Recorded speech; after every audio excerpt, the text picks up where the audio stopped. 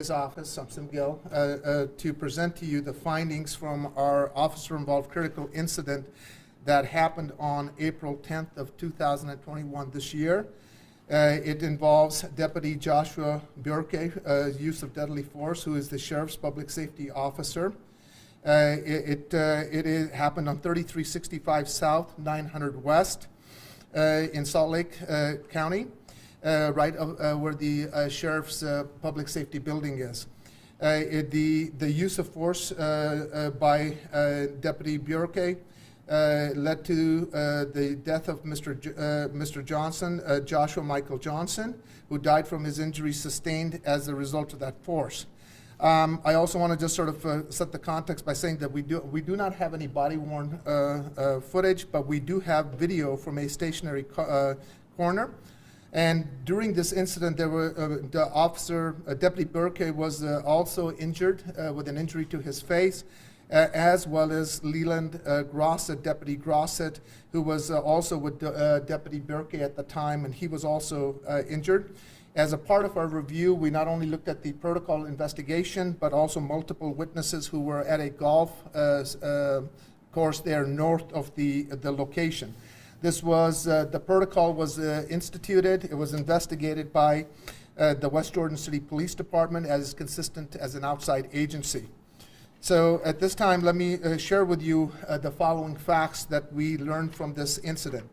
On April 10th of 2021, Salt Lake County Sheriff's officers, Deputy Joshua Burke and Salt Lake County Sheriff's Office Deputy Leland Grossett, went to check on a man lying on a strip of lawn north of the east parking lot of the Salt Lake County Sheriff's Administrative Office building, located at 3365 South, 900 West in Salt Lake City. The deputies were dressed in their standard uniform and assigned to patrol the sheriff's properties, including the sheriff's office building and the adult detention center. They had seen the man lying on the grass and decided to check on his welfare. At approximately 10:21 a.m., the deputies arrived in a marked Salt Lake County Sheriff's Office vehicle, stopped on 3300 South in front of the strip of lawn, and got out. They walked up and made contact with the man, who was later identified as Joshua Michael Johnson. As recounted by Deputy Grossett in a subsequent interview that was given to us, the deputies approached Mr. Johnson and asked him why he was laying on the ground location there. And Mr. Johnson replied that he was waiting for the bus. As there was a bus stop west of the location, about 300 yards or so, the deputies told Mr. Johnson that he couldn't wait on the lawn and asked him to move to the bus stop, and Mr. Johnson agreed and moved and stood up. When Mr. Johnson got up, the deputies observed a handgun magazine on the ground where the man had been sitting, and other officers recalled that Deputy Burke said something to the effect that he saw it fall or drop from the suspect's pocket. Deputy Grossett told the protocol investigators he first saw it on the ground. Deputy Burke picked up the magazine, which was loaded, and handed it to Deputy Grossett, who placed it in his belt. And he later told us that he placed it behind his belt to keep it away from the suspect, as well as to assist Deputy Burke.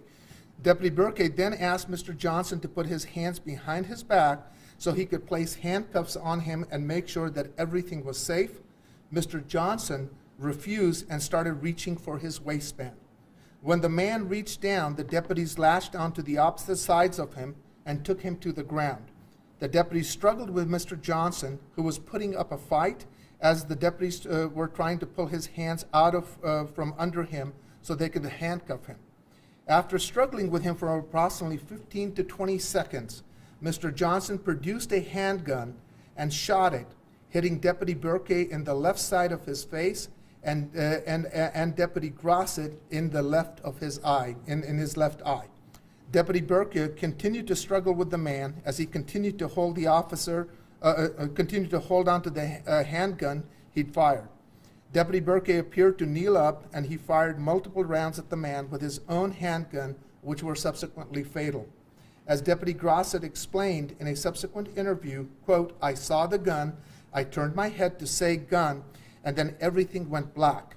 There was a ringing in my ears. I couldn't hear anything. I couldn't see anything. About a second later, I heard Deputy Burke yelling and screaming. I heard another gunshot, and then I heard multiple gunshots, end quote. Deputy Grosset further explained that when he first saw the handgun, Mr. Johnson was face down on the ground with his arms underneath him, and the gun was in his right hand by his left waistband. Deputy Grosset explained that both deputies were down on their knees, with Deputy Grosset on the man's left side and Deputy Burke on the man's right side. Deputy Burke went to the van, announced shots fired on the radio, and returned and checked on Deputy Grosset. Additional Salt Lake County Sheriff's Office deputies and officers from other agencies arrived to assist and secure the scene. Both deputies received emergency medical aid and were transported to the hospital for their injuries. As a result of the gunshot fired by Mr. Johnson, Deputy Gross has sustained the complete loss of his eye, and Deputy Burke sustained a wound to the side of his upper left face. A bullet consistent with Mr. Johnson's firearm was surgically removed from Deputy Grosset's eye. Protocol investigators later determined that Mr. Johnson fired a single shot from a stolen semi-automatic pistol. And you know what, I'm going to pause for a second here. Some of you will recall just a couple of days ago, we had a press conference here and we were talking about the uptick in violent crime. And one of the concerns that we had and shared with you was the proliferation of handguns resulting from burglaries and vehicles. And unfortunately, this is one of those examples. This was a vehicle in which a handgun was stolen, including an AR-15, as well as another handgun. And this was the handgun. It was stolen in March 17th of this year, and on April 10th, this is the handgun used in this assault against this officer. And I cannot implore enough and reiterate what we stated then, that we ask our lawful gun owners to secure their weapons safely and store them, and please don't leave them unattended in vehicles, because that is one of the concerns, unfortunately, that we're trying to address from that press conference, and this is a direct result of that handgun being used in a violent manner against a police officer. So additionally, protocol investigators determined that Deputy Burke could have fired up to 7 shots. However, based on the physical evidence and witness testimony, it is plausible that he fired only 6 shots. We found one unspent cartridge down there, and Deputy Grosset did not fire his weapon.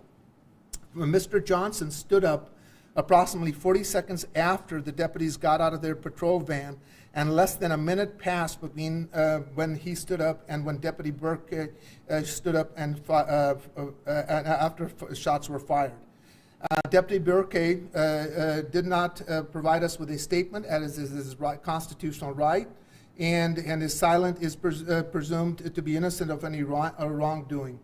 However, Deputy Grosset did provide protocol investigators with a lengthy interview to give us context. As I've said, there is no body-worn camera, and that context becomes really important in the context of the video that is from a stationary source that we had. And I won't take you through all of it, but I do want to point a couple of things that are important. Deputy Grosset in his interview indicated to us that when they approached him in a calm manner. The person was calm through their interaction, and that when he got up, they saw that magazine, and that magazine was recovered by Deputy Burke, as well as given to him. And then the other thing that was really important is that when he gave us specific information, that they said that when they approached, they had the man lying on the ground, face down when the struggle approached, flat on his stomach with his arms underneath him. When he first saw a gun in the man's right hand, down by his waistband, to the man's left.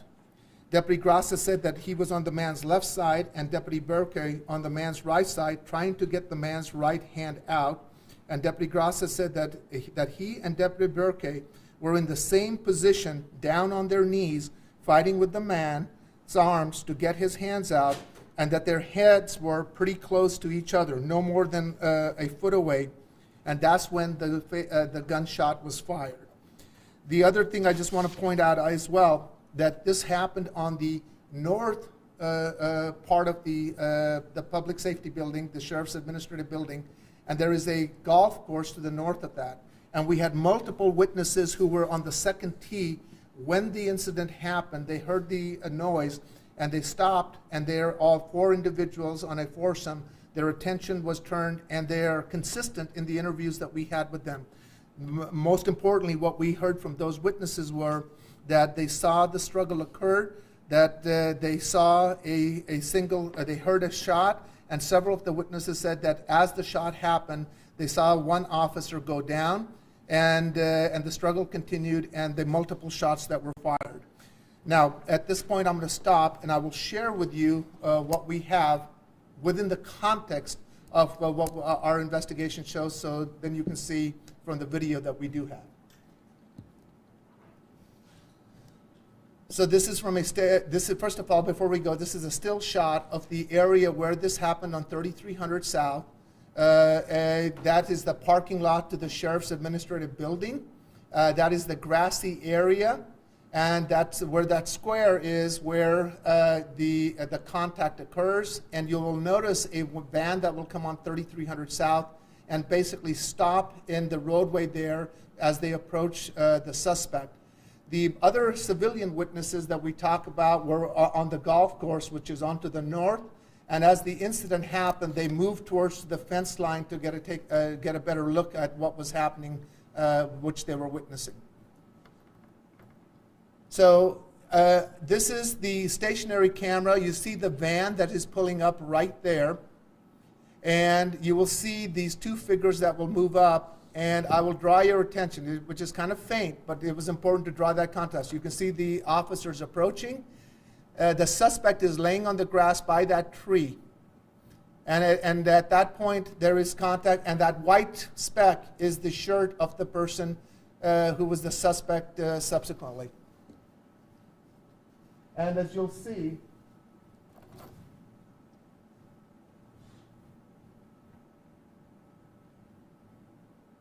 they have an interaction with him, and this is as good as we could get before we could get lost of pixel. So you see him starting to get up, and they notice, and you're going to see him bend over and pick up the magazine and hand it to Deputy Grosset. And at that point, Deputy Burke is trying to take him into custody for his safety, and that fight just goes very quickly at that point. That's when both of the officers are down, and the gun is under in his waist there, and it will come out. And the one officer goes down, and the Officer Burko continues to struggle with him.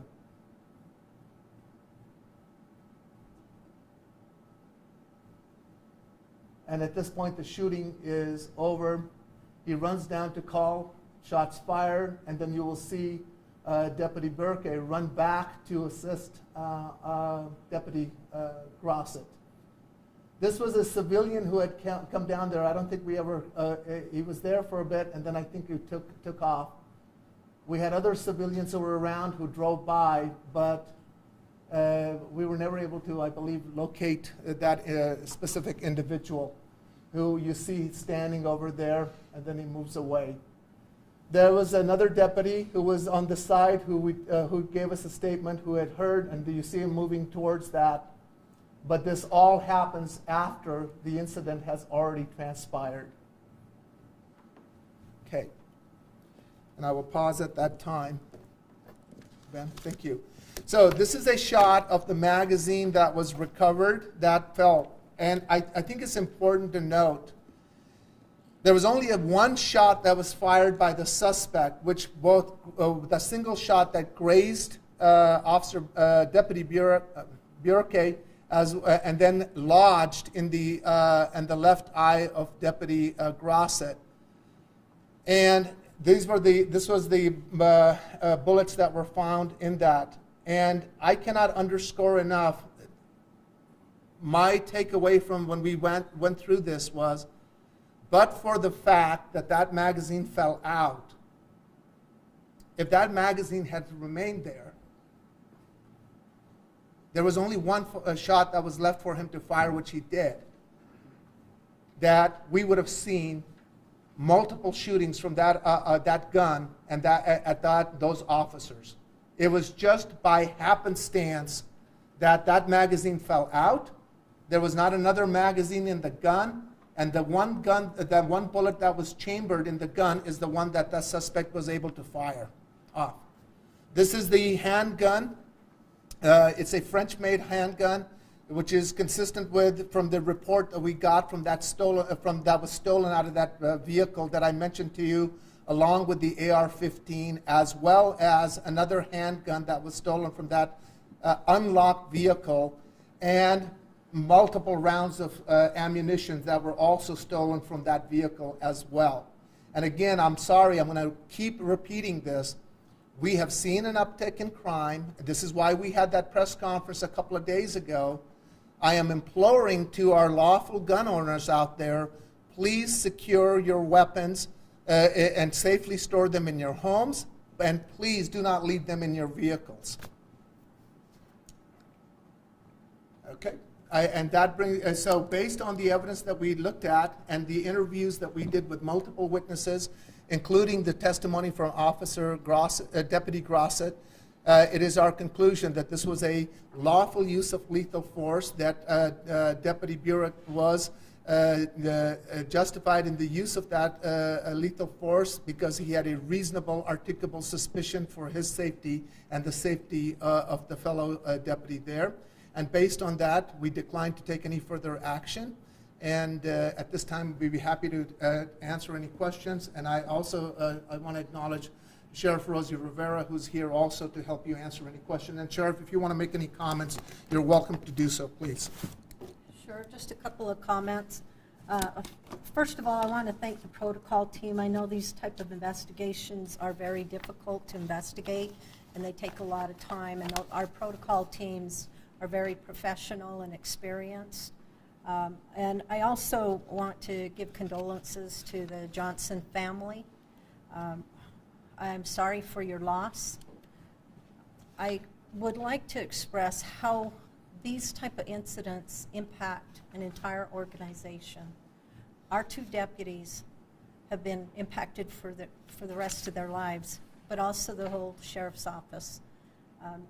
I do want to thank the Unified Police Department because they stepped up with their peer support team to help the sheriff's office cope during this tragic event because it just rocked the sheriff's office. This is something that has never happened in the history of the sheriff's office, so from the corrections side. Both deputies are doing well in their recovery. Deputy Berkey has now moved on to another agency, and we wish him all the best in his law enforcement career. He is resilient and is a role model for others of how you can come back and recover and continue with this career. Deputy Grosset still struggles. I had the opportunity about a month ago to sit with him and talk, and I'm telling you, he is just one of my heroes because the fact that he lost his eye, he's trying everything he can to heal and come back. And we are looking forward to him coming back to our organization and finishing his career as well. Both were fairly new officers with less than 5 years on, and we hope that they can continue with their careers. Again, I want to talk about the firearms. As I'm going to echo Sam, second time here this week, talking with our communities, just asking you to please keep your firearms locked up. Don't let these individuals steal them and use them. If they're willing to use them against a police officer, they're going to use them against our communities. And our goal is to keep you safe, so please lock those up. Thank you, and I can answer any questions. So you said both the AR-15 and the handgun came from the same car? Yeah, so when we looked at this particular case, there were 3 weapons that were stolen from this vehicle. One was an AR-15, if I remember correctly, and 2 handguns. And again, I'm going to, I mentioned this, and I'm going to emphasize this again, that this was a terrible, terrible situation. There's a loss of life, and our condolences go out, but also I want to acknowledge just the work of these 2 deputies who found themselves in this incredible situation. And as I mentioned at a press conference a couple of days ago, I also, not this incident, but also another incident that I just reviewed about 4 weeks ago. And that was the incident where another officer-involved critical incident that's under review, but in that incident, the suspect had 2 weapons in his possession, and we're reviewing it. And both of those weapons in his possession, one came from a home burglary, and the other was from a vehicle burglary that had happened 3 days prior to the use of that force. So when Sheriff Rivera and I we were sitting through a meeting last week, and we were going through and analyzing that data. And that is why we sat and had that press conference the other day. And several things that stuck out for us. There's an increase in homicides. 2/3 of those homicides that occurred are use of a handgun. And we also saw that correlation between home burglaries and vehicle thefts. And through her enforcement effort as the head of the UPD, and also Chief Brown and others that I've talked to, there's multiple reports of weapons being stored and stolen from motor vehicles. And so that's the second shooting that in the last basically 6 months that I can specifically account from stolen handguns from a motor vehicle. Were those other 2 weapons ever recovered? Not that I know of. And so, in fact, I was talking to one of my chief deputies that as we look at these other shootings and homicides, we know that there was a AR-15 that was used on another homicide, separate homicide that we're looking at, but we don't think we didn't recover the AR-15 from that. But it makes one wonder, given that those issues that we're trying to underline to our community. Sheriff, more like Deputy Grossi too, struggling to come back. Is it mentally, is it physically, is it both? More physically, he still has some healing to do, where he was shot in his eye. But I'm telling you, he's one of the strongest individuals I've ever met. He is very positive, and you know, I look up to him. But to go through something like that and still be positive and still want to come and do this profession, I just hand it to him. Incredible individual. And the same with Deputy Berkey, to be able to go to another police department and work in patrol, knowing that this kind of job is so dangerous, and they're still willing to step up and serve our community is just incredible to me. And I was just going to mention that, again, this is incredibly dangerous work, as we've talked about it before, and it just is a miracle that this was not a fatality. This particular weapon and the kind of cartridge, as you saw, this is, as we discussed it among our team, but for the fact of both the angle and the fact that one single bullet caused injury to both officers, that it slowed that bullet down, because this could have been very easily been a fatality. But for a miracle there, both from an angle and slowing that down, this is a very dangerous weapon with the kind of cartridges that this has had. So this is just a miracle that we're not talking about a fatality here. Any other questions? Yeah. Yes. Sheriff, the FBI just released this morning that more than 60,000 officers were attacked in 2020 nationwide. Can you talk a little bit about how all those attacks affect the county? Have been affecting all your officers? Yes, the assault against officers are up across the nation, and we're seeing that impact here as well. Really what it is individuals just do not want to comply or respect the uniform. And it's a challenge for us because it creates a use of force situations. And you know, really all we're asking is just please comply.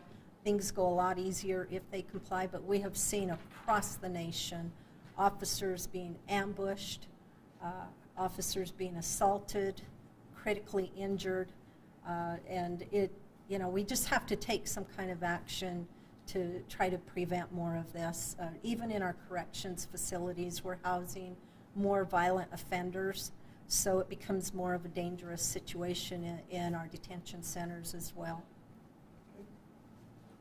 Any other questions? Thank you. Thank you, Chief. Thank you, Sheriff.